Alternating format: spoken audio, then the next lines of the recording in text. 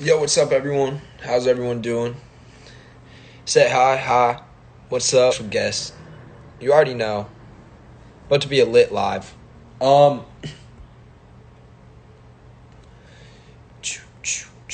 1 sec, guys. We're about to guess somebody. There we. Heck, all right, it should be working. Yo, wait a sec. What's up, live? I didn't even see any comments yet. Just kind of lagging on my side. Zach, what is up, my man? Hey Josh, how are you? I'm good. I'm good. How are you? I'm good. Been a interesting month so far. Yeah. Expecting a baby girl in 2 weeks.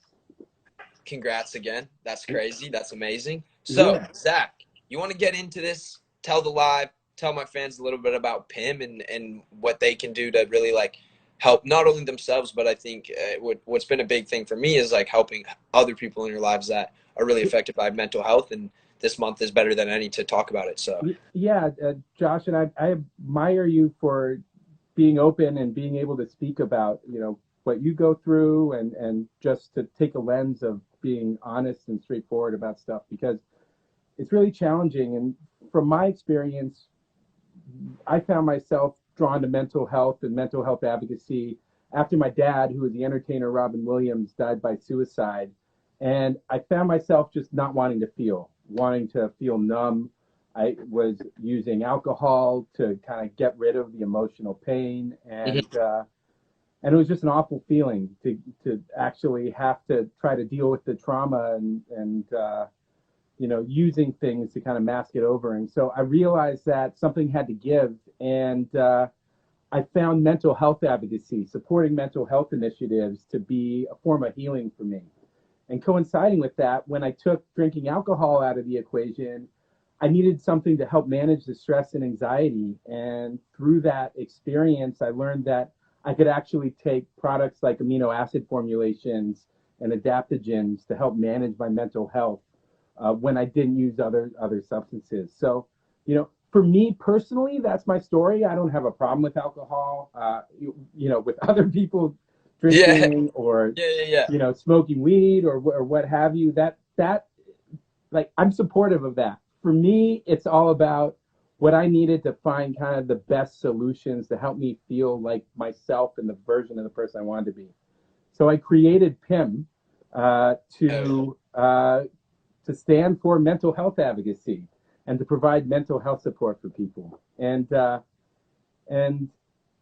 vision for us is we want to stand for mental health like Starbucks stands for coffee, like 100%. Red Bull stands for energy, or like Annie stands for energy, right?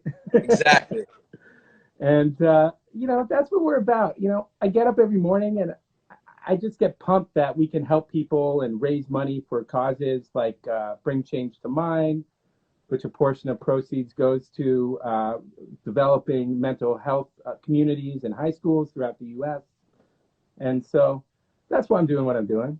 100%, man. No, yeah, I'm just glad that I was able to become a part of it. Just because me personally, I'm someone that's been pretty blessed where I don't have to necessarily go, and I'm not someone that's necessarily depressed or who gets or is clinically diagnosed with anxiety. But I do happen to have a lot of people in my life or that have been in my life before that do suffer from mental health and have needed me to be there for them. And I've just tried to educate myself more and more every single day so that I could be there for those people.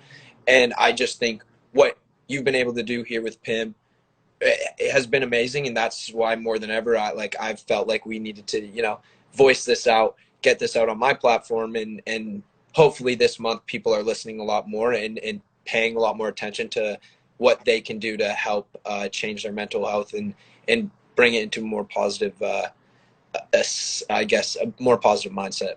Yeah, I mean, I definitely agree with you on that, and I'm curious to hear your take on what younger people can do um, to support their mental health during this time because we're kind of going through this transition period, right? And from your experience, I'd love to hear kind of what you do to support your well-being, but also what you think we need to start doing as a community and as a society.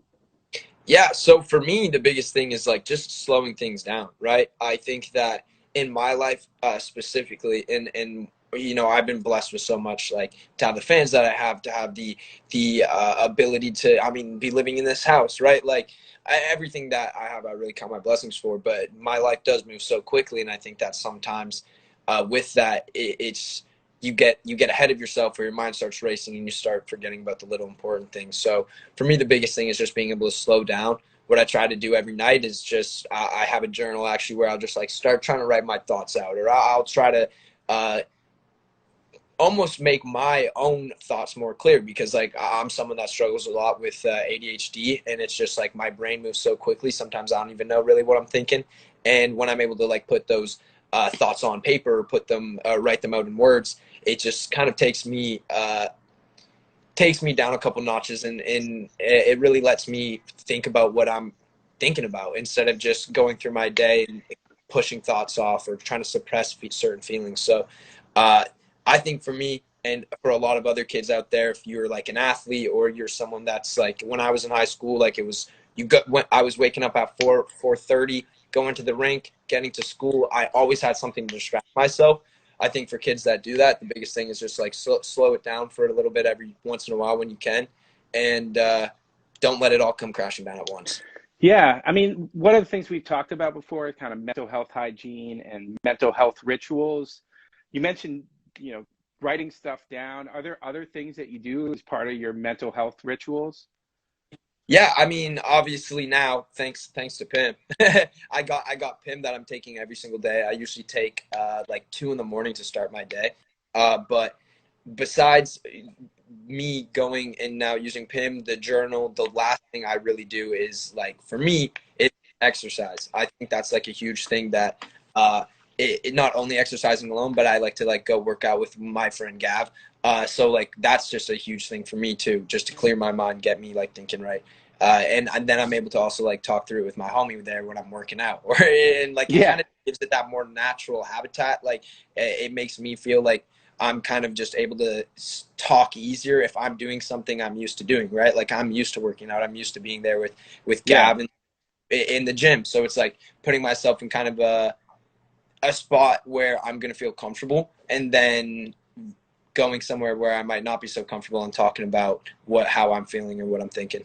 Yeah, I mean, you know, the term I use is kind of, I have to show up for myself before I can show up for others. You Right. know, it's like the oxygen mask analogy, right? If you're not taking in the oxygen that you need, you can't provide it for others. And so, you know, my whole thing was like, in order for me to do the service, to show up for other people, to be an advocate, I got to show up for myself. And like, I didn't grok that immediately when I was going through a tough time and dealing with a lot of trauma. I was just like, oh wow, you know, community service work, volunteering, this is really healing for me. But then I Right. ended up doing too much of it and I burnt out. You know, Yeah. the whole notion of burnout, I think, is important, especially if you want to help others, right? No, 100%. Like you just gotta, you do gotta really like listen to that voice kind of in the back of your head sometimes, and just see the signs in burning yourself out. Like I've been someone that uses work as a distraction, or I've been someone that tries to always just like suppress my thoughts, or just avoid them. And I think that a lot of times people think those people are the strongest, or that they have it all figured out, but it's like they're really in the same boat as you. They're just dealing with it a different way. Yeah, well, I mean, I hear you, man. And for me, I tend to use work as a distraction too. And what happened is like I hit a wall. I just like, it's like I was on adrenaline for months at a time, and then suddenly I ran out of adrenaline, and Yeah. then then I ended up sleeping for a few days, and I'm like, man, if I had integrated the whole idea of mental health rituals early on in my life, like I don't know how helpful it would have been throughout, you know, really challenging times. And, you know, that's what we're trying to do with Pam. It's not about our product, you know, curing people. It's not about it solving problems in people's lives. It's mainly just about being that little push, that activation energy to get you doing the things that you need to do to take care of yourself, you know? 100%. Yeah. So you know, I think for Mental Health Awareness Month, the thing that we need to prioritize as a community is thinking about, okay, how are we going to take care of ourselves moving forward? Because we have this opportunity for reconnecting with the world, to actually see our friends in person. And, you know, how do we want to do things differently? I don't know. What do you feel you're going to do differently this time around? I think that when it comes to me, the biggest thing is like I feel like some people try to be friends with everyone, and it just ends up working against them. Like, because like you said, like it kind of creates that you're always on the go, like you always have someone there to distract you, or you're always like, I think the biggest thing for me as like COVID ends and I go back out to, you know, being in this real world, interacting with people, is like really just identifying like who those two three best friends are that I'm going to stick by and be able to talk to and be able to voice my concerns, or be able to go have their shoulder to cry on when I need it. You know what I mean? I think it's Yeah. just I've been someone before that's been like, I want everyone to like me. I want everyone to be my best friend, and like I'm gonna go around and make sure I hang out with that. It's just like sometimes you're actually just doing more negative than you are positive by that, and I think there's a real value in having like two people by your side that, you know, you can go to bed and wake up every single night and morning like they have your back fully, and they care about you. Yeah, I couldn't agree more. I mean, we were talking the other day, and you mentioned that you've got friends from childhood that you spend time with, and I think it's extremely important to kind of have those anchors, have those foundations, you 100%. know. And you know, from my lens, I'm curious to see how we're gonna treat our well-being, our mental health, and connecting with others differently. I hope it'll be different. Um, but I don't know. You know, I'm I worry that, you know, we can go back to these habits. I worry I'm going to go back to habits that I did to, you know, deal with things when I was feeling frustrated or upset. Like I don't open up when I'm frustrated. Right. Instead, I just let it stew. And I'm wondering, hey, I have this opportunity. You know, if anything, the pandemic has taught me is that like being connected with people, having the opportunity to see them in person, it's a privilege, you Yeah. know? And it's like the time we can spend with people is not something that I can take for granted anymore. I just can't. Yeah, I think that's it's kind of like one of those, you miss it when it's not there, right? We took it for granted. I think a lot of people took those social times for granted, and being able to go see your best friend, or being able to go talk to someone about how you feel, like for granted. And I hope that that's what kind of like what you're talking about, like people start appreciating that more. People start appreciating that like friend more, and really understanding what being like a best friend means. Like you're going to be there for that person, you're going to be that shoulder, you're going to drive to their house and be able to see them in person, right? Be that like actual, like you can touch and feel, and really read their emotions. And I just think that's something that people have been missing, and probably has affected a lot of people and their mental health. So I hope that now that you've realized, like when you didn't have the choice to open up, now you do again, hopefully when COVID clears up and you're able to go see people. And it's just like, use that. Make sure you don't try to suppress those thoughts. You don't not let people in that are trying to be let in. Yeah. Let the right ones in. You seen that movie? Exactly. Yeah. Exactly. Yeah. Um, well, one thing I do that I found was really helpful for myself is I do every morning I do a list, a gratitude exercise. I would say things I'm appreciative, appreciative of. And Yeah. I'm wondering, do you have a similar thing? Is there like do you find yourself feeling grateful, or do you have like a something that you can do to acknowledge, you know, how you're feeling and things you're appreciative of? I'm Yeah. curious. So usually what I do, and this is something that me and Anthony have done for a really long time. A lot of my know Anthony, obviously, but we'll sit outside every night, or we'll sit in my room and just like hang out. And we'll just start like talking. We usually talk for just like 30 minutes to an hour. We're just like kind of having a session back and forth. You know what I'm saying? And it usually will bring us to the point where we're just like, holy shit, man. look at where we're sitting right now. Like look at the backyard we're in that we have. Like the fact that we have a house over or a roof over our heads that we're able to like support ourselves at only being 19, right? There's so many things that we have that we're just like we're counting our blessings on. And I think that what is able to come from that is just like you stay grounded, right? You realize the difference between normal and what's not, because like I'm a kid from a small town. I had a very average family. My dad was a teacher, my mom was a speech pathologist. They did nothing but support me and make sure my life was the best as it could be always. But when you start living this lifestyle where you really get into more of the I guess celebrity world or on social media, you can be taken away from that norm really easy and from that base. And I think that a lot of people that from what I see in social media, they forget what the difference between a blessing is and what they think they deserve.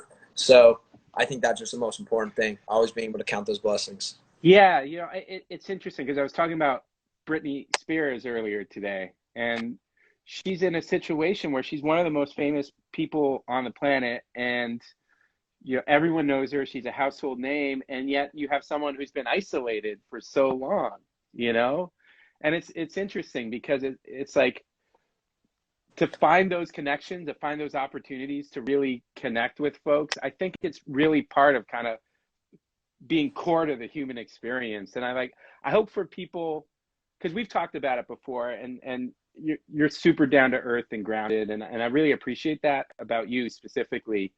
But there's a situation of people kind of in your position where you have this audience, where you have people who really care about what you say and appreciate your insight and things like that, and then sometimes might not understand that like the journey can be a lonely one, and Yep.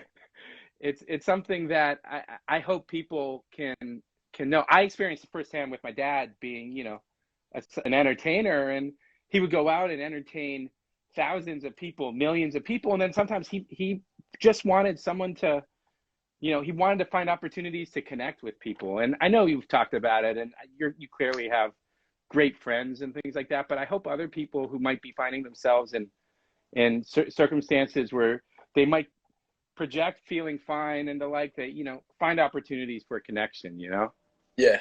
No, yeah, that's the most important thing. Yeah. So moving forward, I'm curious, what is most exciting for you? What are you seeing out in the world in terms of products and things that are getting you pumped right now? I mean, with this specifically, I think is a big one. I think PIM is one that I'm very excited about. I mean, we talked a lot when we were able to do the photo shoot, and I think just like not only what it actually does in a result of making you feel less stressed or less anxious or kind of giving you that push to get out of bed in the morning and go and do what you need to do to start getting better with your mental health. I think it also starts to really open up the conversation of mental health, and it gets people talking about how they feel, and that like it's okay to suffer from mental health. Everyone does. Really everyone does, because if you don't yourself, you have someone in your life that suffers from mental health, right? Like for me personally, I'm not someone, like I said at the start of this, that necessarily, like I'm not clinically diagnosed with depression or anxiety. That's not something I suffer from. Right. But I have a lot of people in my life, and I have had that since I was a young boy, that have best friends or brothers or sisters, whatever, that deal with mental health problems. And so everyone is affected by it, and that's just a fact in today's world. And I think that it's been a conversation that's been just had negative connotations around it, and that needs to go away, because it's not something that needs to be a negative conversation at all. It's something that should be really inviting, and I think something where everyone's working together to really come to the same solution and get better. Yeah. Well, I mean, I'm glad that you appreciate the idea that we're trying to start a dialogue and break down the stigma while we create products to help people. And the thing that we're thinking about now is, how do we create a digital experience? And I'd appreciate your insight on it. Like, what would an app look like? I think I lost your audio. We got a tea break, guys. Sorry. Um, yeah, sorry. What would an app look like? What would a digital experience look like to help benefit people? Is it community based? It's like, is do we do a Peloton, or do we do something? Is it people's individual journeys that, we want to start tracking, because we're dealing with that issue right now. And I'm curious to get your take on kind of how the digital app experience, an app experience might augment the conversation around mental health. Well, I think that the most important thing is making it so that people have the option to share with the people that they would want to, right? Like, it shouldn't be necessarily something that is so public on a platform that anyone can just go and see your account, see your process or progress. But I think it should be something almost like you're able to build out your own community, right? So I can have my own personal hub of 4 people that I know are dealing maybe with the same anxiety and stress I am, and we're all trying to come to the same or we're all trying to work together to get like de-stress and not be as anxious anymore. I think that when you're able to have that feeling that you're not alone, it's great. But at the same time, you don't want it to be an overload where you feel like everyone's watching you and you have that pressure on you. So I think it really needs to be that fine middle ground. Yeah, I mean, that's a really good point because I like apps like Zero. Have you seen Zero, the fasting app, or Noom, these type of things? And I you don't think so, but Oh, okay. Well, you can opt into sharing. So you can basically share. It's like there's a leaderboard. You can share your leaderboard or you can keep it to yourself. And that's something that we're thinking about now. And it's it's a challenge, right? Because people's mental health journey is, it can I be mean, very personal. the biggest thing is it's their journey, right? Like, and they really do need to have the option and ability to, one, talk about it if they would love to talk about it, and share it if they would love to share it, because that just opens the conversation more and more. And that is such a strong thing for someone to do when they do have mental health, is to open up. But at the same time, there's some people that's not going to help them, right? And that probably isn't the answer. So they need to have the ability to go through it with the 2 people that they love, or the 2 people that they trust, or however they know is going to be best for them. Yeah. Yeah. Yeah. I mean, it's just a challenging question. I wanted to bring it up because, you're so community oriented with the stuff you do. And the other thing is content is a huge part of, I think how we can reach people and engage them around mental health. And, we want to find opportunities to share stories, to have people tell about their stories of healing, whether it involves PAM, our product or not. I think the more that people can find shared experience, the more they can start really understanding what it is that they need to take care of themselves. Because, like, yes, you don't deal with, issues associated with mental health, but you take really good care of yourself, right? I, I try I my best. yeah. I mean, and so for me, it took me some time to get to the point where I was taking good care of myself.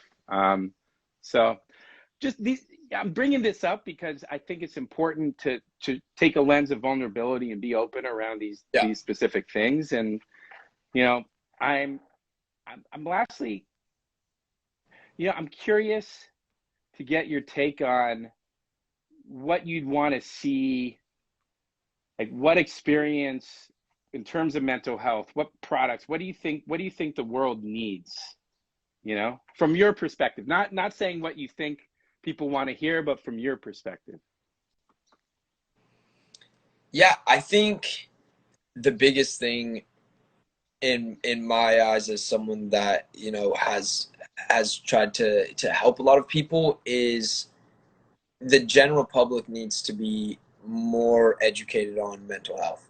I think that, like, the average Joe doesn't understand mental health. They don't understand com- how complex it is, how many different levels there are, all the different mental health issues a person could have, the combinations of them. I think that there's a lot of people that just like label mental health as a negative, like I was saying earlier, and it's kind of like, oh, you can't cure it, it's mental health. It's like, and I just hate that. I absolutely can't stand that. I think that people are a little bit selfish at times, and they don't want to learn about what someone else is going through, and they feel like they have their own problems to deal with. But I mean, when you care about someone, their problems are your problems, and I just think more and more general public needs to be educated. People need to start learning. It should be something probably that is more of an open conversation. Yeah. Well, you're certainly making a difference in having this conversation. And, I want to thank you for supporting us during Mental Health Awareness Month, both as an advisor to PIM and as someone who really believes in what we're doing. And also, you're raising money for the cause. 20% of proceeds for the month go to Bring Change to Mind. Yeah, no, that is amazing. So guys, if you are going to go get PIM at any point, go do it now so you can be contributing to the cause as well. And Zach, thank you so much for coming on. Thank you so much for getting me involved. This is an amazing project. Can't wait to keep continuing to learn about mental health and hopefully being a voice to help others. So thank you for live, man. Thanks, man. Talk to you soon. All right. Bye.